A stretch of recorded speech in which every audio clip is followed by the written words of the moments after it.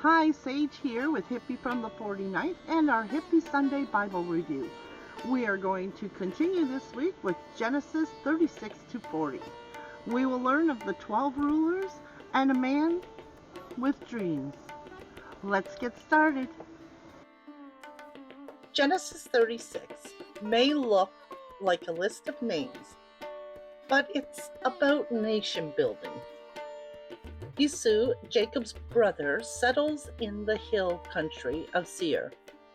His descendants become the people of Edom. His sons and grandsons are called chiefs. They organize tribes. They establish leadership. Then we're told something important. Edom had kings before Canaan ever did. Let that sink in. While Jacob's line is still wandering and struggling, Esau's line is forming a structured kingdom. This reminds us, history isn't one family's story. The brother you think lost the blessing is building a nation of his own. Israel remained in Canaan, and Joseph was his favorite son. He made him a special robe, a visible symbol of preference, and his brothers hated him for it. Then Joseph dreamed. We were binding sheaves in the field, and my sheep stood upright while yours bowed down to it. The brothers were furious. Do you intend to rule over us? Then another dream. The sun, the moon, and 11 stars were bowing down to me. Even his father questioned him. Will your mother, your brothers, and I bow before you?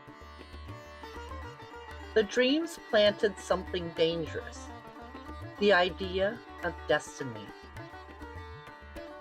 One day, Joseph was sent to check on his brothers in the fields. They saw him coming, the dreamer. They threw him into a cistern, empty and dark. Then a caravan approached.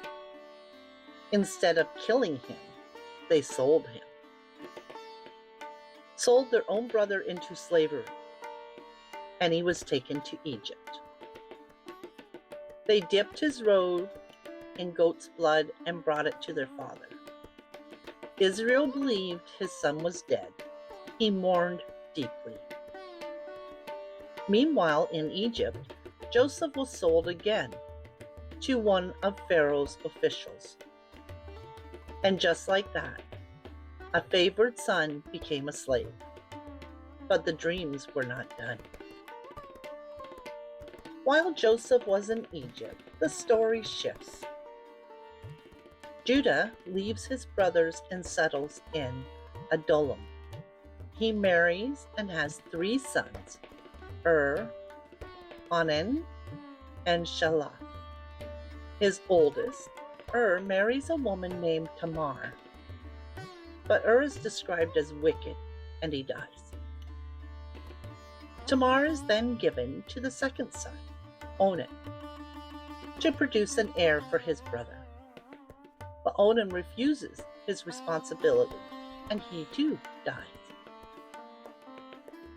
Judah promises Tamar his youngest son, Shelah, but delays. He is afraid. Years pass. When Tamar learns Judah will be nearby for sheep shearing, she covers herself with a veil and waits along the road. Judah does not recognize her. Believing she is a prostitute, he sleeps with her, leaving his seal, cord, and staff as a pledge. Months later, Tamar is found to be pregnant. Judah orders her to be burned. But Tamar sends word, I am pregnant by the man who owns these. Judah recognizes his seal and says, she is more righteous than I. Tamar gives birth to twins, Perez and Zerah. And through Perez, a royal line will one day emerge. If you are following along with our Sunday Hippie Bible reviews and you enjoy the content, please hit the like and subscribe if you haven't already. Subscribing is free of charge to you, and by doing so, you help us set the algorithms so that more people will see our content. And we thank you.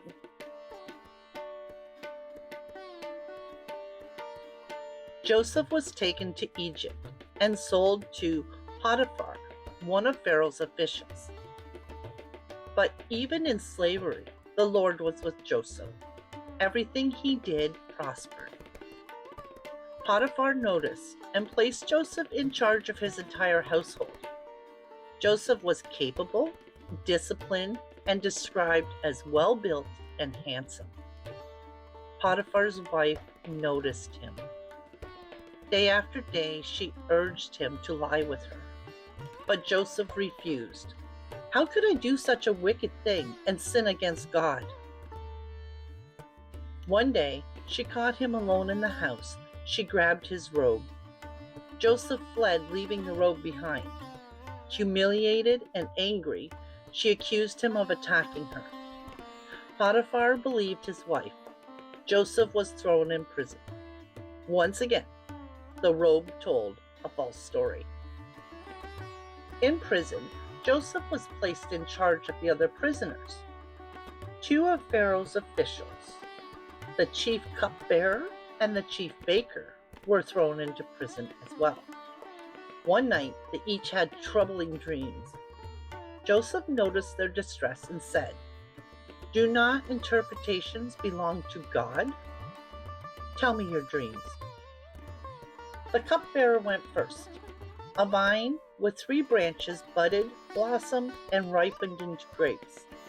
He squeezed them into the Pharaoh's cup and placed it in his hand. Joseph said, "In 3 days, Pharaoh will restore you to your position." The baker shared his dream next. 3 baskets of bread sat on his head, but birds were eating from the top basket. Joseph answered, "In 3 days, Pharaoh will lift you up and hang you from a tree." 3 days later, it happened exactly as Joseph said. Before the cupbearer left, Joseph asked one thing. "Remember me? Tell Pharaoh about me."